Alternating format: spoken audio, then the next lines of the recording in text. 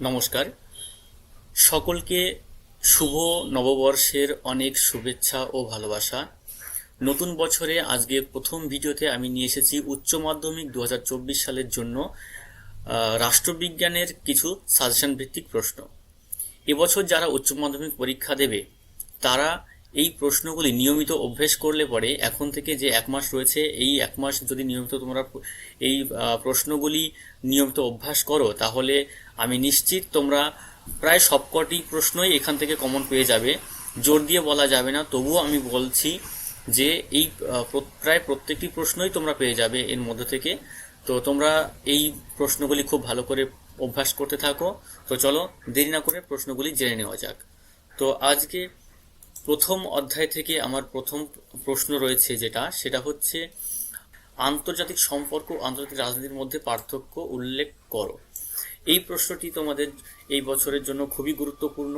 এবং এই প্রথম অধ্যায়ের দ্বিতীয় প্রশ্ন থাকছে জাতীয় স্বার্থ কাকে বলে এবং জাতীয় স্বার্থ রক্ষার বিভিন্ন উপায় আলোচনা করো। এবং 3 নম্বর প্রশ্ন থাকছে বিশ্বায়ন বলতে কি বোঝো, বিশ্বায়নের অর্থ ও প্রকৃতি আলোচনা করো।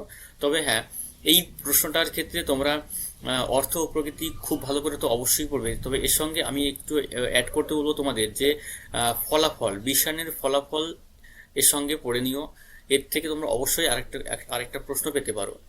তো এরপরে পঞ্চম অধ্যায় চলে এসেছি। দেখো তোমরা জানো যে দ্বিতীয়, তৃতীয় এবং চতুর্থ এই 3টি অধ্যায় থেকে কোনো রকম বড় প্রশ্ন আসে না, সরাসরি পঞ্চম অধ্যায়ে চলে এসেছি। পঞ্চম অধ্যায় থেকে আমাদের প্রথম প্রশ্ন রয়েছে যে মার্ক্সের রাষ্ট্রতত্ত্বটি আলোচনা করো। এই প্রশ্নটা এবছরের জন্য খুবই গুরুত্বপূর্ণ, কারণ ম্যাক্সিমাম স্কুলের টেস্ট পরীক্ষাতে এই প্রশ্নটি দেখা গেছে। তো সেক্ষেত্রে এই প্রশ্নটা তোমরা খুব ভালো করে পড়ো। দ্বিতীয় প্রশ্ন রয়েছে মার্ক্সবাদের মূল সূত্রগুলির সংক্ষিপ্ত বিবরণ দাও। এটিও খুব গুরুত্বপূর্ণ প্রশ্ন। এবং তৃতীয় যে প্রশ্ন রেখেছি গান্ধীবাদের মূল সূত্রগুলি আলোচনা করো। এবং চতুর্থ প্রশ্ন রয়েছে গান্ধীজির সত্যাগ্রহ সম্পর্কিত ধারণাটি বিবরণ দাও। পঞ্চম অধ্যায় থেকে মূলত এই 4টি প্রশ্নই থাকছে। 4টি প্রশ্নের মধ্যে তোমরা একটি অবশ্যই পাবে, এমনও হতে পারে অথবা দিয়ে তোমরা দুটো প্রশ্ন পেয়ে যেতে পারো। তবে এর মধ্যে যেটা আমি বেশি গুরুত্ব দেবো সেটা হচ্ছে প্রথম প্রশ্ন, অর্থাৎ মার্ক্সের রাষ্ট্রতত্ত্ব এবং গান্ধীজির সত্যাগ্রহ সম্পর্কিত ধারণা। এই প্রশ্ন দুটি হচ্ছে বেশি গুরুত্ব সহকারে তোমরা পড়তে থাকো। পরের অধ্যায় চলে যাই, ষষ্ঠ অধ্যায় চলে এসেছি। ষষ্ঠ অধ্যায়ে প্রথম প্রশ্ন থাকছে এক কক্ষ বিশিষ্ট আইনসভার পক্ষে ও বিপক্ষে যুক্তি দাও। আচ্ছা, দ্বিতীয় প্রশ্ন থাকছে দ্বিকক্ষ বিশিষ্ট আইনসভার পক্ষে ও বিপক্ষে যুক্তি দাও। এবং তৃতীয় যে প্রশ্ন থাকছে সেটি হচ্ছে ক্ষমতার স্বতন্ত্রীকরণ নীতি বলতে কি বোঝো, ক্ষমতা স্বতন্ত্রীকরণ নীতির পক্ষে ও বিপক্ষে যুক্তি দাও। অথবা দিয়ে রয়েছে এই ক্ষমতা স্বতন্ত্রীকরণ নীতি থেকে যদি আরো একটা প্রশ্ন থাকে, অর্থাৎ এই প্রশ্নটা যদি অন্যভাবেও আসতে পারে, সেটি হচ্ছে সমালোচনা সহ ক্ষমতার স্বতন্ত্রীকরণ নীতিটি ব্যাখ্যা করো। তোমাদের এখানে বলে রাখি অথবা দিয়ে যে প্রশ্নটা রয়েছে এই প্রশ্নটা যদি আসে তাহলে তোমরা এইভাবে লিখতে পারো যে প্রথমে ক্ষমতার স্বতন্ত্রীকরণ নীতিটি ব্যাখ্যা করলে এবং সমালোচনা পয়েন্ট করে সমালোচনার মধ্যে তোমরা কি বিষয়গুলো রাখবে। এই যে বিপক্ষে যে যুক্তিগুলো রয়েছে এই বিপক্ষের যুক্তিগুলি সমালোচনা আকারে তোমরা ব্যবহার করতে পারো। তো এই হচ্ছে ষষ্ঠ অধ্যায় থেকে আমাদের এই 3টে প্রশ্ন রয়েছে। 3টের মধ্যে তোমরা অবশ্যই একটা পাবে। চলে এলাম এবার সপ্তম অধ্যায়ে।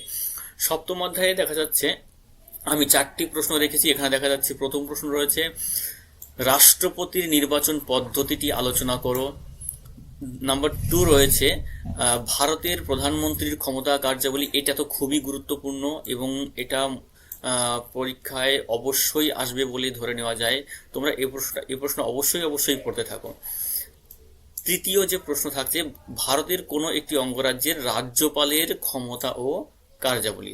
ঠিক আছে, তো এই দুটো প্রশ্ন বিশেষ করে প্রধানমন্ত্রীর ক্ষমতা ও কার্যাবলী এবং অঙ্গরাজ্যের রাজ্যপালের ক্ষমতা ও কার্যাবলী খুবই গুরুত্বপূর্ণ এই বছরের জন্য এই অধ্যায় থেকে। আর চতুর্থ যে প্রশ্ন থাকছে সেটা হচ্ছে ভারতের কেন্দ্রীয় আইনসভা তথা ক্যাবিনেটের ক্ষমতা ও কার্যাবলী আলোচনা করো। তো এই 4টি প্রশ্নই আমি রেখেছি। আমার কাছে এই 4টি প্রশ্ন গুরুত্বপূর্ণ বলে মনে হয়েছে। তবে এর মধ্যে বেশি গুরুত্ব সহকারে তোমরা পড়বে প্রধানমন্ত্রীর ক্ষমতা ও কার্যাবলী এবং অঙ্গরাজ্যের রাজ্যপালের ক্ষমতা ও কার্যাবলী। ঠিক আছে, আচ্ছা অষ্টম অধ্যায় চলে এলাম। অষ্টম অধ্যায় দেখো আমি 3টে প্রশ্ন রেখেছি। ওই অষ্টম অধ্যায় থেকে তোমরা পড়বে ভারতীয় পার্লামেন্টের উচ্চকক্ষ ও নিম্নকক্ষের মধ্যে সম্পর্ক। অর্থাৎ আমরা জানি উচ্চকক্ষ রাজ্যসভা এবং নিম্নকক্ষ লোকসভা এই উভয় কক্ষের মধ্যে যে পারস্পরিক সম্পর্ক, সাংবিধানিক সম্পর্ক, সেই সম্পর্কটা তোমাদের আলোচনা করতে হবে। এই বছরের জন্য এই প্রশ্নটা খুবই গুরুত্বপূর্ণ। এবং দ্বিতীয় প্রশ্ন রয়েছে অষ্টম অধ্যায় থেকে, লোকসভার অধ্যক্ষের বা স্পিকারের ক্ষমতা ও কার্যাবলী। এই প্রশ্নটিও অনেক গুরুত্ব সহকারে তোমরা দেখে নেবে। আর তৃতীয় যে প্রশ্ন রয়েছে, ভারতের আইনসভার সঙ্গে মন্ত্রিসভার সম্পর্ক। তো এক্ষেত্রে আমি বলবো প্রথম দুটো প্রশ্ন অর্থাৎ 1 নম্বর এবং 2 নম্বর অর্থাৎ উচ্চকক্ষ ও নিম্নকক্ষের মধ্যে সম্পর্ক আলোচনা করো এবং স্পিকারের ক্ষমতা কার্যাবলী, এই দুটো বেশি গুরুত্বপূর্ণ। নবম অধ্যায় বা শেষ অধ্যায়ে আমরা চলে এসেছি। এখানে আমরা দেখছি যে 3টে প্রশ্ন রয়েছে। প্রথম প্রশ্ন রয়েছে ভারতের কোনো অঙ্গরাজ্যের হাইকোর্টের গঠন, ক্ষমতা ও কার্যাবলী, ঠিক আলোচনা করো। দ্বিতীয় প্রশ্ন রয়েছে লোক আদালতের গঠন ও কার্যাবলী এবং তৃতীয় প্রশ্ন রয়েছে ক্রেতা সুরক্ষা আদালতের উপর একটি সংক্ষিপ্ত টিকা লেখো। এই নবম অধ্যায় থেকে এই 3টে প্রশ্নই থাকছে এবং 3টের মধ্যে বেশি গুরুত্ব সহকারে পড়তে হবে হাইকোর্টের গঠন, ক্ষমতা ও কার্যাবলী এবং লোক আদালতের গঠন ও কার্যাবলী, এই দুটো প্রশ্ন। তো এই ছিল তোমাদের ক্লাস 12-এর জন্য এই বছরের উচ্চ মাধ্যমিক পরীক্ষার সাজেশন বা সম্ভাব্য কিছু প্রশ্নাবলী। তো আজকের ভিডিও এই পর্যন্তই। ততক্ষণে তোমরা সবাই খুব ভালো থাকো।